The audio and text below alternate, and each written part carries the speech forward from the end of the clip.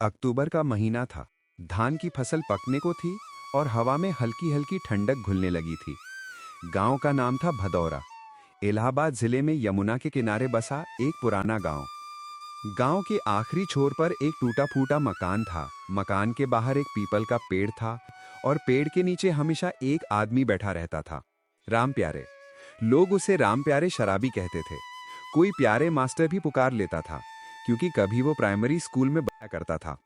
अब 10 साल से उसकी नौकरी चली गई थी और उसकी जिंदगी भी। 10 साल पहले राम प्यारे गांव का सबसे इज्जत वाला आदमी था।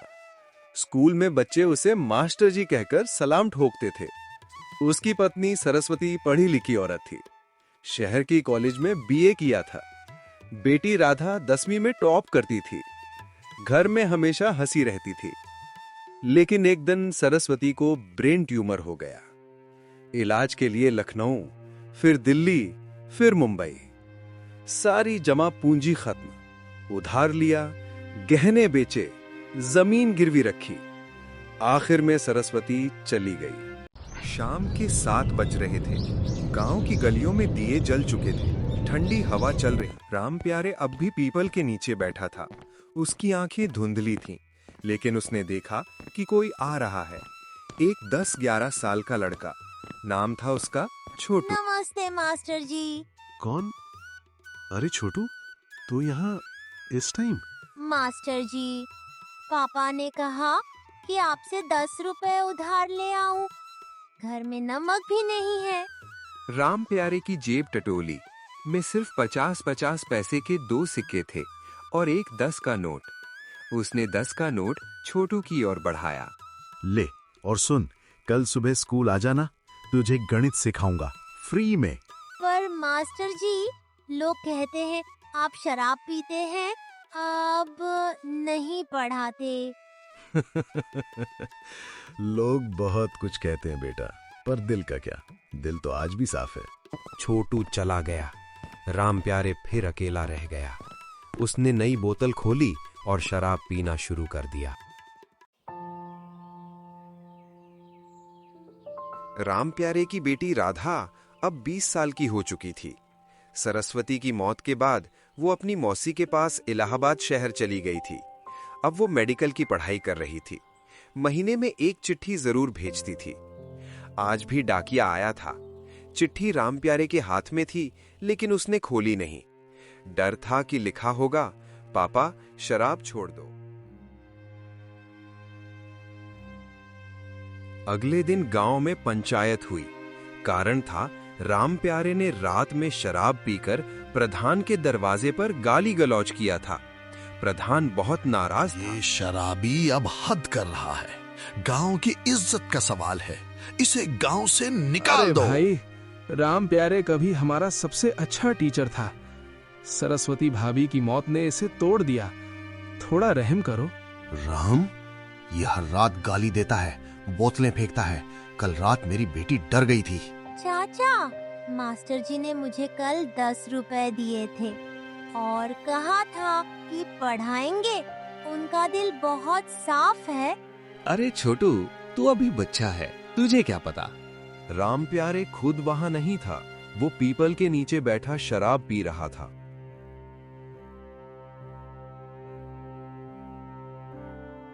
उस रात बारिश हुई, जोर की बारिश। राम प्यारे भीगता रहा, ठंड से कांपता रहा। फिर अचानक उसे खांसी का दौरा पड़ा।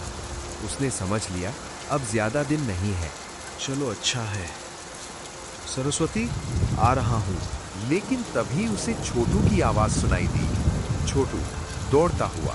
मास्टर जी उठो, घर चलो। छोटू, तू यहाँ इस बारिश में? मैंने मम्मी से कहा कि मास्टर जी बीमार हैं। वो बोली, ले आ, हमारे घर सो जाना आज। राम प्यारे की आंखों में आंसू आ गए। उसने छोटू का हाथ पकड़ा और उठने की कोशिश की। पैर लड़खड़ा रहे थे। छोटू मास्टर जी को ले जा रहा था। तभी रास्ते में मास्टर जी के दोस्त मिल गए, रमेश। नमस्ते। अरे मास्टर जी, आपकी तबीयत तो ठीक है ना? क्या हुआ आपको? बेचारा मास्टर कुछ नहीं बोल पाता। मास्टर जी की तबीयत खराब है, मैं इन्हें अपने घर ले जा रहा हूँ। ठीक है बेटा, तुम इन्हें ले जाओ। कोई भी चीज की जरूरत हो तो बता देना, मैं यहीं पास में रहता हूँ। छोटू का घर गांव के बीचों बीच था। छोटा सा मकान लेकिन साफ सुथरा। छोटू की माँ विमला विधवा थी। पति की मौत ट्रैक्टर एक्सीडेंट में हुई थी। वो सिलाई करके घर चलाती। आइए मास्टर जी, आइए। तबीयत ठीक नहीं लग रही है आपकी। बहन, मैं शराब की बदबू, मैं गंदा हूं। मुझे लोग बहुत बुरा भला कहते हैं, गालियां देते हैं। मास्टर जी, मेरे पति भी शराब पीते थे, पर दिल के बहुत अच्छे थे। आप भी वैसे ही हो। आइए, गर्म पानी से नहा लीजिए। राम प्यारे रो पड़ा। कई सालों बाद किसी ने उसे इंसान कहा था।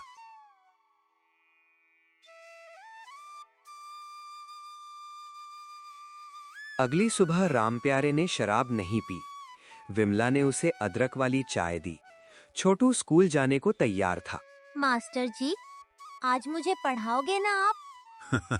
हाँ बेटा, आज से फिर पढ़ाऊंगा। और सुन छोटू, और बच्चों को भी साथ लाना, ठीक है? उस दिन से राम प्यारे ने धीरे धीरे शराब कम की। पूरी तरह नहीं छोड़ी, लेकिन अब वो दिन में नहीं पीता था। शाम को पीपल के नीचे बैठता, पर अब बच्चों को पढ़ाने लगा था। छोटू के साथ और बच्चे आने लगे।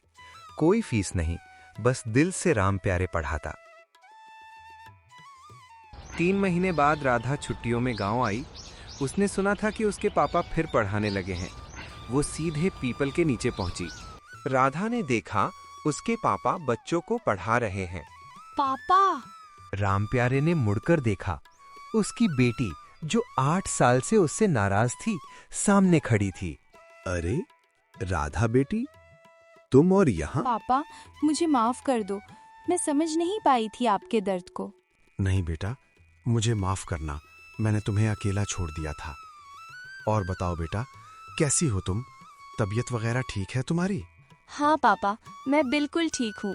और बताइए, आपने फिर से पढ़ाना शुरू कर दिया। हाँ बेटा, बस देखकर यहाँ बहुत कुछ टाइम खुशी हुई बच्चों को पढ़ा देता हूँ। यहाँ के बच्चे बहुत अच्छे हैं, खास तौर पर ये छोटू।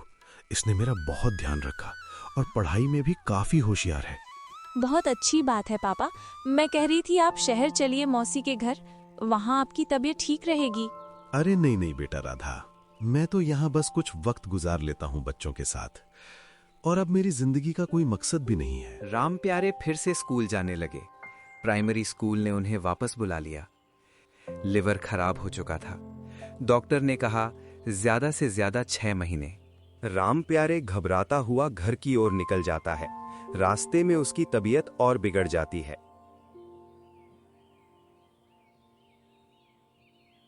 बेटी, डॉक्टर ने कहा मैं अब ज्यादा दिन तक जिंदा नहीं रह सकता।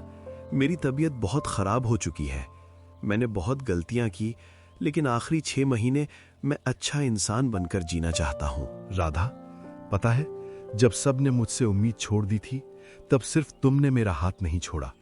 तुमने बाप नहीं, एक टूटे हुए इंसान को बचाया है। पापा, मैंने कुछ नहीं किया। आप खुद बदलना चाहते थे, बस थोड़ी हिम्मत मैंने दे दी।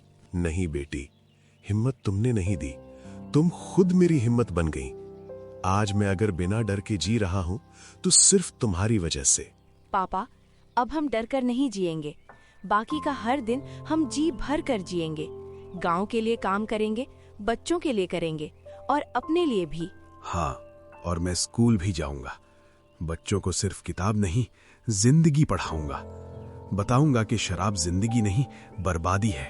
और मैं आपकी देखभाल करूंगी। दवाई, खाना, आराम, सब टाइम पर। इस बार आपको कहीं गिरने नहीं दूंगी।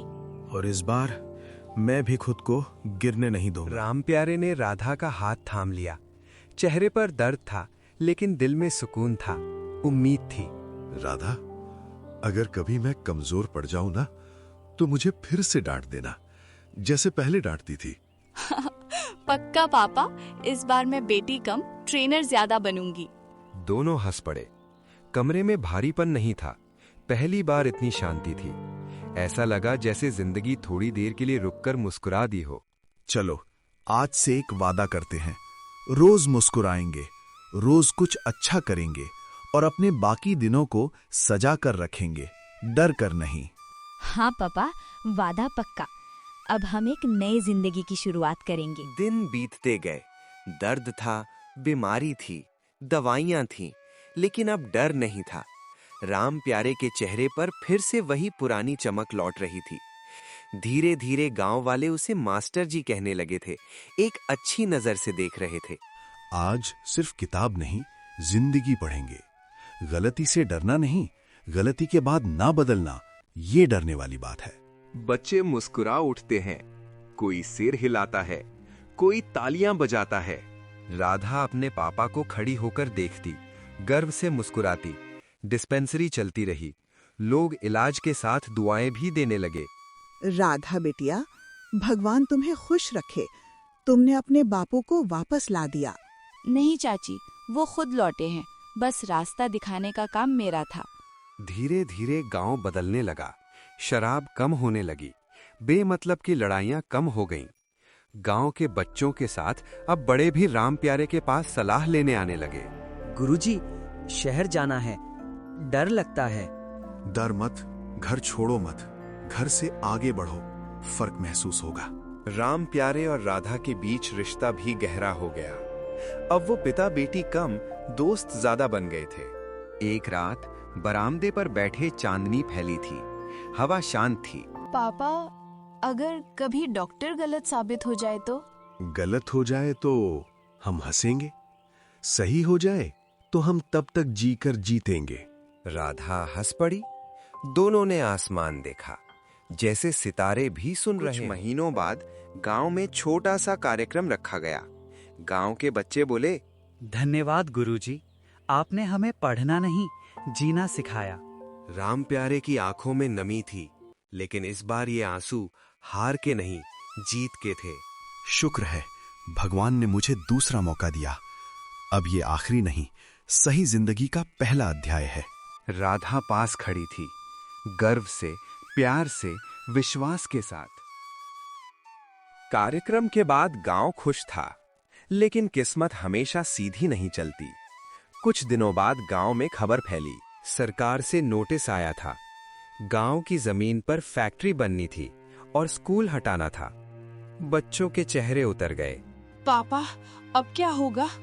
जब जिंदगी लड़ने का मौका देती है, हारना बेइज्जती है बेटी।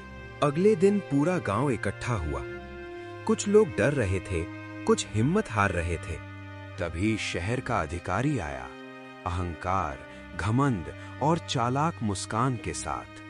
ये भावनाओं से नहीं रुकेगा, कानून से रुकेगा। गांव चुप हो गया।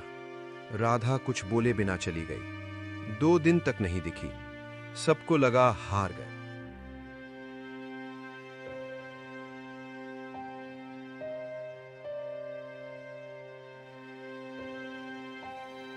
तीसरे दिन कदमों की तेज आवाज आई। ना जमीन हटेगी ना स्कूल, कोई नहीं हटाएगा। और तुम्हें किसने रोके? इस कानून में। सब चौंक गए। राधा ने कागज खोला और सच बताया। ये जमीन 40 साल पुरानी है। सरकारी रिकॉर्ड में हेरिटेज एजुकेशन पॉइंट दर्ज है। कानून कहता है इसे कोई नहीं छू सकता। फाइल अफसर के हाथ से गिर गई, उसका चेहरा उतर गया, केस पलट गया, स्कूल बच गया। गांव खुश, बच्चे खुश। ड्रम नहीं बजे, पर दिल जोर से धड़का। गुरुजी, अगर आप हार जाते तो? जिंदगी कभी हारती नहीं बेटा, बस लोग कोशिश छोड़ देते हैं। उस दिन गांव ने समझा, उम्मीद किसी एक इंसान से नहीं बनती। जब पूरा गांव साथ खड़ा हो जाए तो कहानी नहीं, इतिहास बनता है। सरकारी नोटिस आया है, स्कूल वाली जमीन पर फैक्ट्री बनेगी। बच्चे कहाँ पढ़ेंगे? क्या मतलब, बच्चों का स्कूल बंद? खबर बिजली बनकर फैल गई। बच्चे रोने लगे, औरतें परेशान, मर्द गुस्से में। लेकिन सबसे शांत वही थे, राम प्यारे। डरना मत। याद है मैंने क्या सिखाया? हार मानने से पहले लड़ना सीखो। स्कूल दीवारों का नाम नहीं, स्कूल वहां होता है जहां पढ़ाने वाला और सीखने वाला मौजूद हो। राम प्यारे की बातों ने हिम्मत तो दी, लेकिन सच ये था, बिना स्कूल कुछ भी आसान नहीं होने वाला था। हम कैसे लड़ेंगे पापा? सरकार, पैसे वाले, फैक्ट्री वाले, सब एक तरफ, हम एक तरफ। हम कमजोर नहीं हैं राधा, बस हमें याद नहीं कि हम कितने मजबूत हैं। जब दिमाग बहकता है, दिल हिम्मत देता है। अगले दिन राम प्यारे ने फिर कुछ ऐसा किया जो गांव ने कभी सोचा भी नहीं था।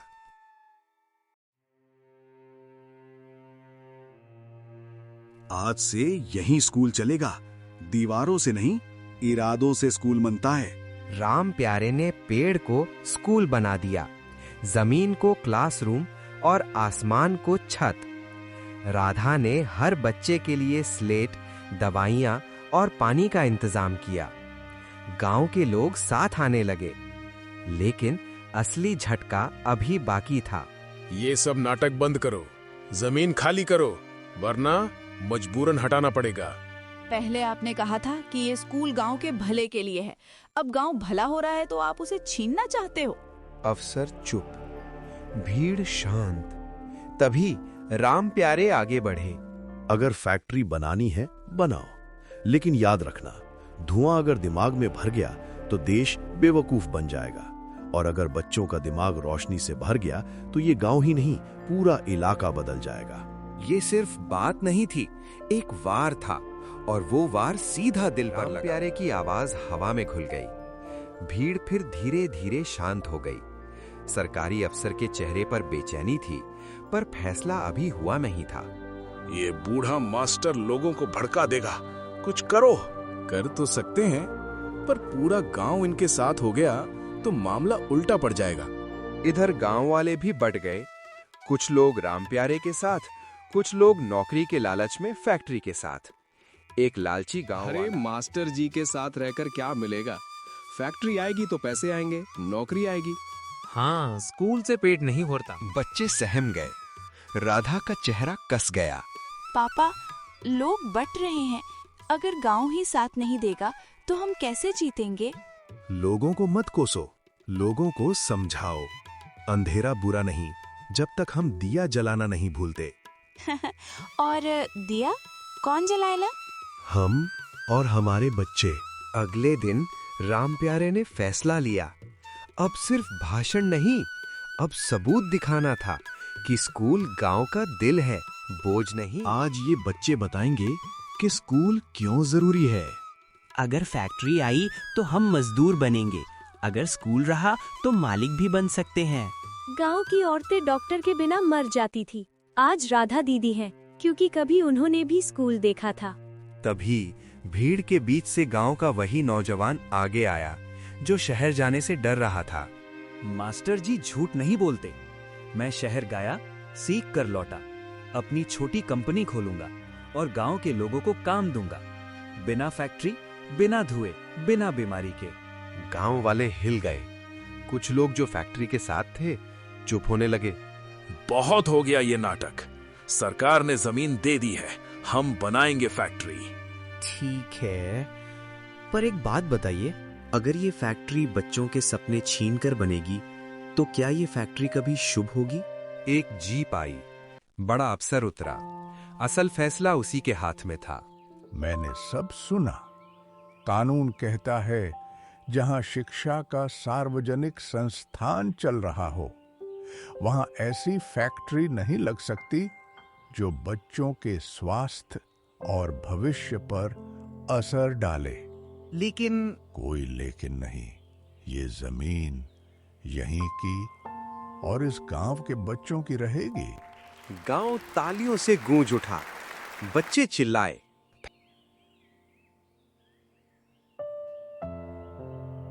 फैक्ट्री प्रोजेक्ट रद्द हो गया। गांव वालों ने खुद पैसे जोड़कर सरकार और राधा की मदद से वहीं स्कूल की नई मजबूत इमारत बनवाई। अब स्कूल नीम के पेड़ से बड़ा था, पर पेड़ आज भी वहीं था, जैसे स्कूल का आशीर्वाद। आज ये सिर्फ स्कूल नहीं, ये हमारा साहस है। हमने सीखा, डरने से बेहतर है खड़े होना। मैंने हमेशा कहा था, स्कूल दीवार नहीं, सोच है। जब तक सोच जिंदा है, गांव जिंदा है, देश जिंदा है।